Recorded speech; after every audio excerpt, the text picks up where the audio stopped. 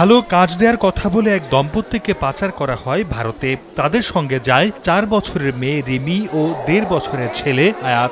দেশটিতে গিয়ে একসময় আলাদা হয়ে যায় শিশু দুটির বাবা মা। আদালতের মাধ্যমে বাংলাদেশে ফুফুর কাছে ফেরত এলো রিমি ও আয়াত। আমার বাবা আছে কিন্তু ছেলে আছে। পারিবারিক ঝামেলার জন্য মা ওদেরকে রেখে ইন্ডিয়াতে রেখে চলে যায়।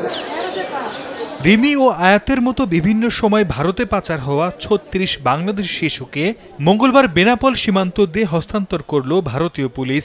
এসব শিশুদের বাড়ি যশোর, খুলনা, ঢাকা, চট্টগ্রাম ও নড়াইলের বিভিন্ন এলাকায়। মানব পাচার ও শিশুদের সুরক্ষা নিয়ে কাজ করা সংস্থার তথ্য অনুযায়ী প্রতিবছর দেশ থেকে প্রায় 50,000 মানুষ পাচারের শিকার হন। তাদের মধ্যে ফেরত আনা সম্ভব হয় মাত্র 5%। আইনে নানান জটিলতা এবং আইনের যথাযথ প্রয়োগের অভাবে কিন্তু এই মানুষগুলো পাচার হচ্ছে এবং তারা সহজে ফিরে আসতে পারছে।